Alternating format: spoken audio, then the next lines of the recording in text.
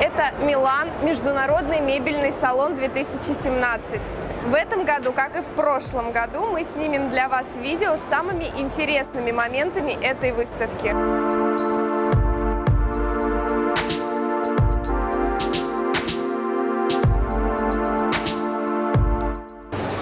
В 2017 году существует четко выраженный тренд на такие вот округлые светильники. Шарообразные источники света в том или ином виде встречаются в коллекциях 2017 года у очень большого количества производителей. Круги, шары. И вот шары. Круги. Опять шары. Опять круги. Шары в кубах. Еще шары. Везде круги. Опять круги. Еще круг. Опять круглый. Круги, шары. Опять круги. Еще шарики. Как вы поняли, шаров здесь очень много.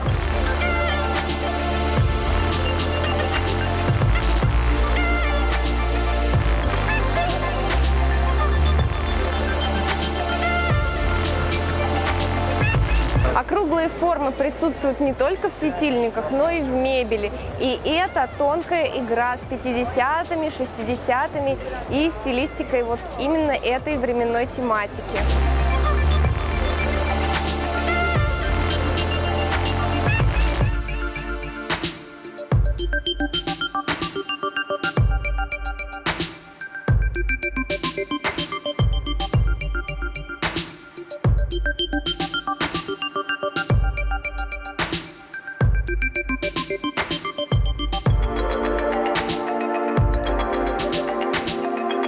Минимализм в 2017-м все еще на плаву, все хорошо. И обратите внимание, у дивана закругленные уголки. Это очень часто встречается у современной мебели, и этот тренд пришел к нам из технологической сферы.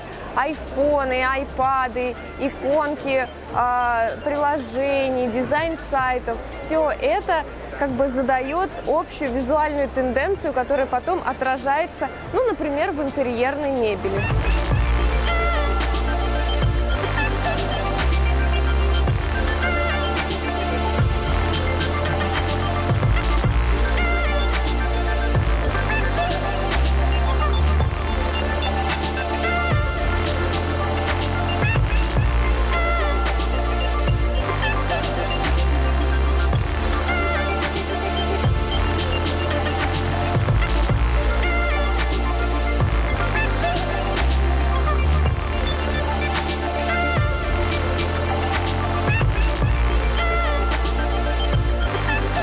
Когда мы были в Лондонском музее дизайна, это вот видео, я вам рассказывала про стул Тоната, так называемый венский стул. И вот это вот интерпретации на эту тему, и больше всего мне понравился вот этот барный стул из кругов со спинкой.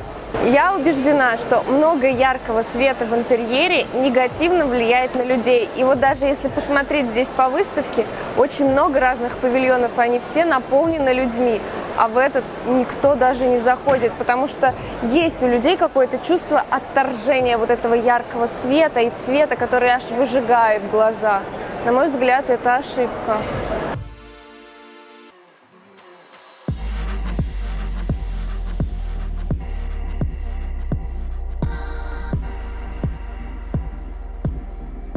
Вот этот дедушка в очечках справа,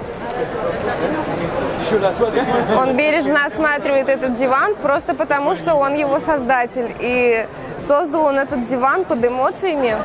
И у него была такая идея, что даже взрослому человеку не хватает любви. Поэтому здесь два черных медведя обнимают сидящего на диване человека. На самом деле это белые медведи, но это медведи белые ночью, а ночью все белые медведи черные. Ну, короче, вот такая вот. Вот это кресло из поликарбоната, которое сверкает как бриллиант, стоит как однокомнатная квартира в среднестатистическом небольшом региональном городе России.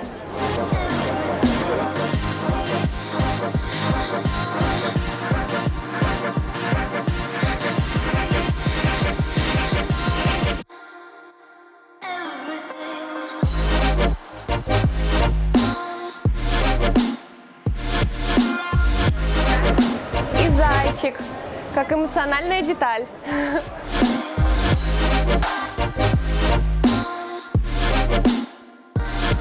эта трехметровая дверь необычна не только своей высотой, этим уже никого не удивишь, а у нее есть вот такой необычный спецэффект.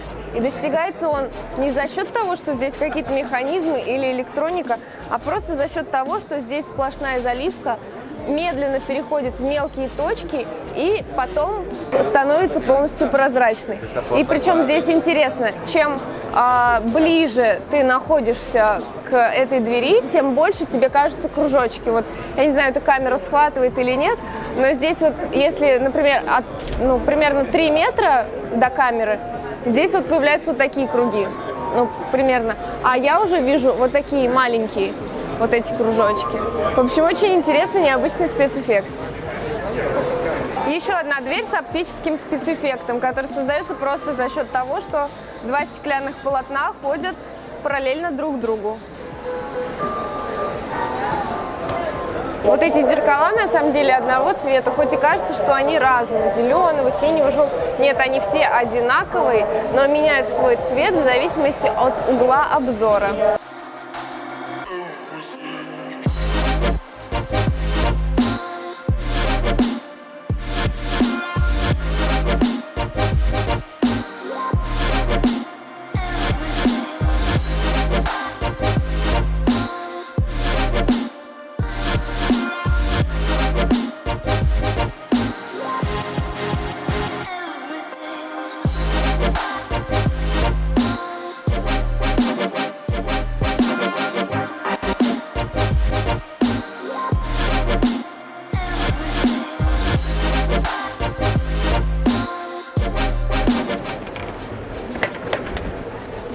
Тут все очень красиво, и здесь вот специальные ящички, которые покрыты алькантарой, и даже внутри, чтобы вот вещи богатых хозяев, которые вот так вот здесь катаются при открытии и закрытии, не царапались. То есть вот настолько глубоко все продумано.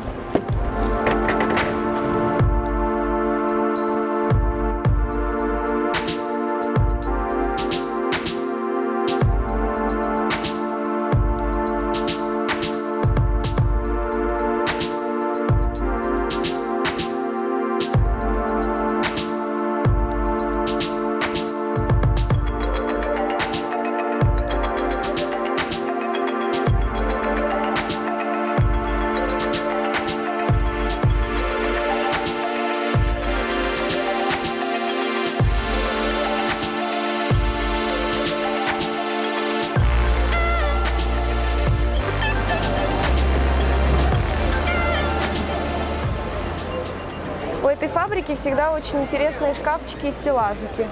Вот, например, какой симпатичный.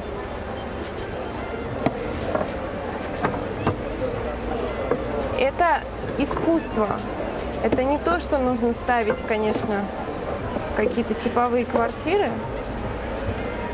Это прям чистое творчество.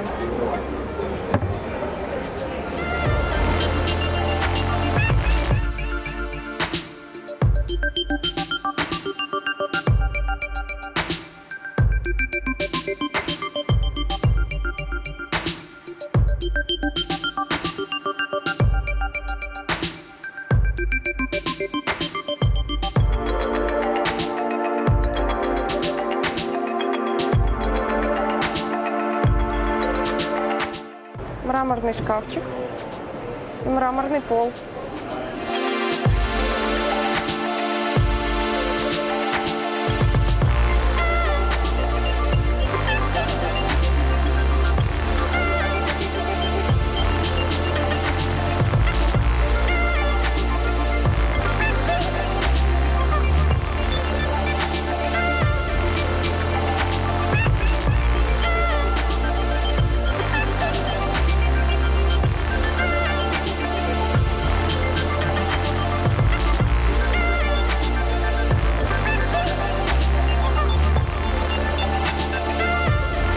Смотри, какие ручки, как тут все сделано, шовчики, дверь открывается легко, зеркало чистое.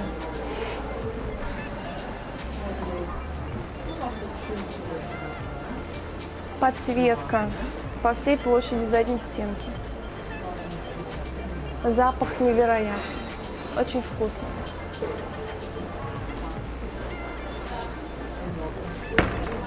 А вот закрываются они как-то со шлепом. А нет, там есть магнитики.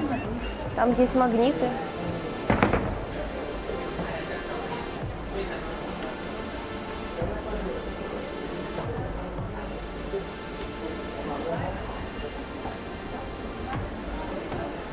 И как приятно так хоп, и оно само доходит.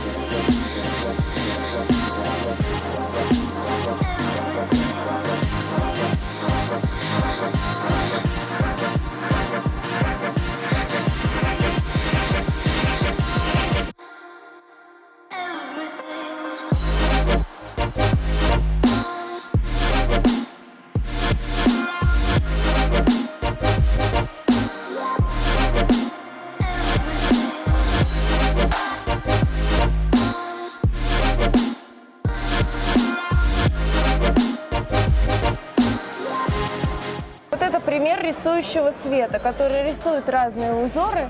Даже вот здесь, например, тут широко, а там узенький хвостик.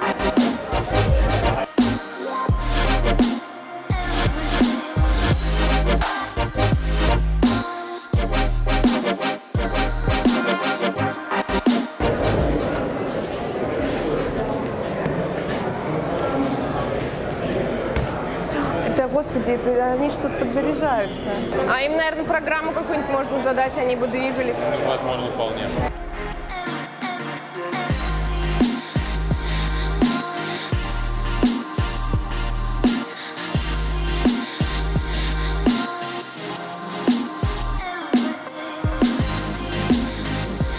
Ценообразование очень смешное.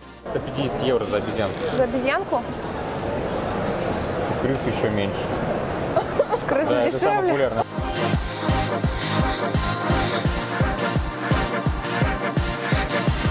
Вот эта люстра для своего размера достаточно недорогая. Стоит около 300 тысяч рублей. Но, в принципе, она и сделана не из сусального золота, из каких-то эксклюзивных материалов, а тут все достаточно просто и лаконично. Вот это португальцы, которые таргетируются на американский рынок. У них немножко такие есть стилистические закосы под арт-деко. Вот, поэтому они как бы в основном туда всю свою продукцию направляют, потому что там на арт-деко очень большой спрос.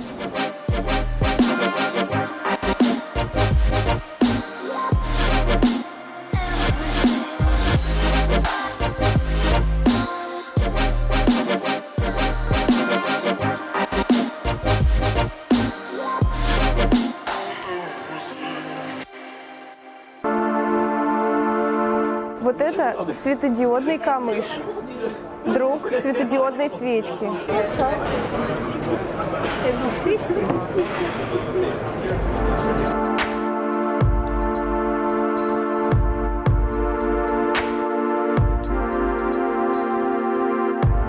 Вот эти светильники, которые напоминают медузы, на самом деле выдувались прямо в ткань. И у них такая текстура, как у джинсы. Это какая-то специальная концептуальная фишка. Но это было в прошлых годах. А в этом году они представили вот такие вот светильники. У них тоже видна текстура ткани. Видимо, она там, собственно, и запечатлена, но уже в более гладкой, приятной на ощупь форме. Тут прям вот сверху покрыто стеклом, и очень приятно трогать. В отличие от предыдущего варианта, где чувствуется вся вот эта текстура ткани. Вот это их новинка.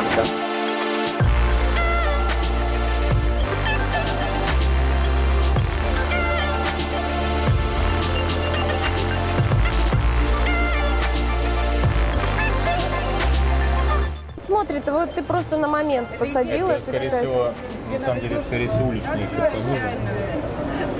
Ну, скотчем сверху гидроизолировал. Вот и все. Короче, сделать можно. Да, короче, можно сделать дешевле. Сколько это стоит? Рельс хороший. Я чуть скажу, у нас сейчас остаток лета, у нас, кстати, можно взять бесплатно. Вот. Только швеллер дайте. Швеллер взял. Эшкельме-бугельме. 2 дня поработал. Я думаю, что это уличная история, потому что она залита эпоксидкой специально. И гермоплот сделан, скорее всего, для улицы.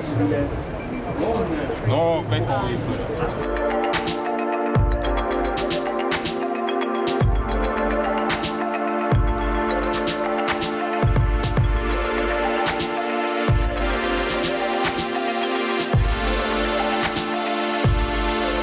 Почему скипа там дизайнер побил посуду, получилось люстра и так далее. Это египетский фарфор. Какой-то там египетский, китайский. Короче говоря, история этой люстры такая, что им мало едет лично сам в Египет на барахолке, покупают эту всю историю, ее лично руками бьет и создает люстру. Ни одна из их двух одинаковых не бывает. Стоимость этой люстры, как вы думаете, сколько она стоит? Сколько? 90 тысяч евро. 90 тысяч.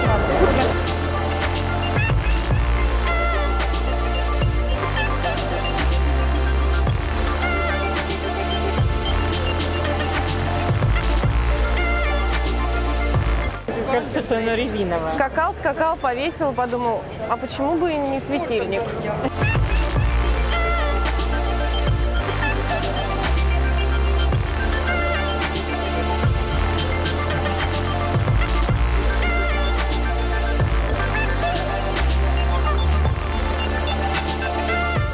А что должно было? Ну там где-то ты трогаешь, она начинает демироваться. Нет, там датчик стоит.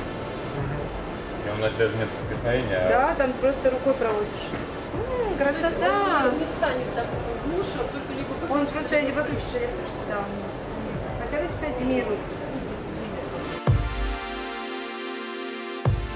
Во время монтажа там выставляется, да, и, соответственно, можно задать определенную фигуру. Сколько стоит один такой шарик? 350 евро. Спецзаказы зависят только от вашей фантазии и ограничиваются техническими возможностями фабрики.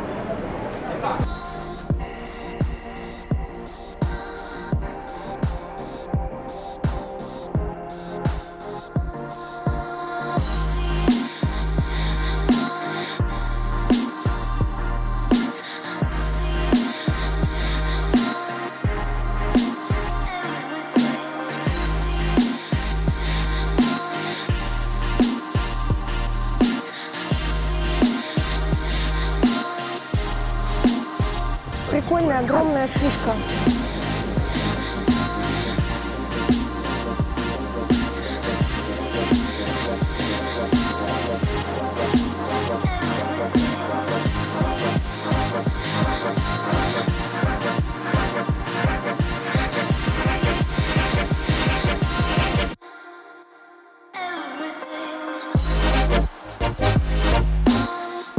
Знаменитые лампы, о которых я рассказывала в ролике про музей дизайна в Лондоне. Лампы с логотипом Pixar. И их историю вы можете узнать вот там по ссылке.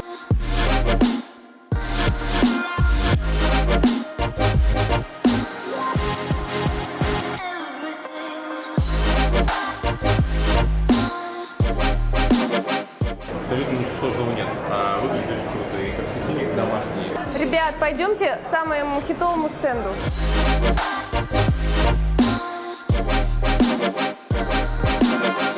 Это не просто грабли, это светящиеся грабли.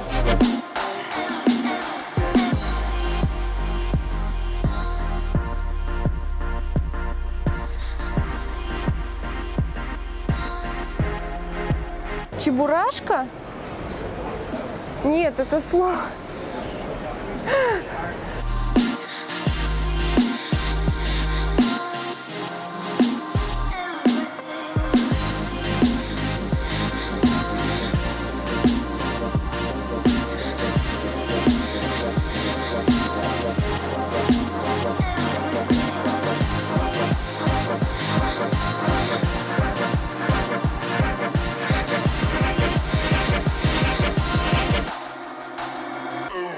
Какие лампули огромные. Это очень забавно. Ой, они такие, они тяжеленные вообще. Это, конечно, очень забавно, но что с ними делать, с такими огромными лампулями, которые дают, на самом деле, так мало света? Ой, ой, все, пойдемте отсюда. Все, ребятки, всем пока. Спасибо большое. Если вы не видели видео с прошлогодней выставки, смотрите его здесь. Подписывайтесь на канал, ставьте лайки и пишите в комментариях внизу, что вам понравилось из представленного здесь на выставке. До новых встреч, пока-пока!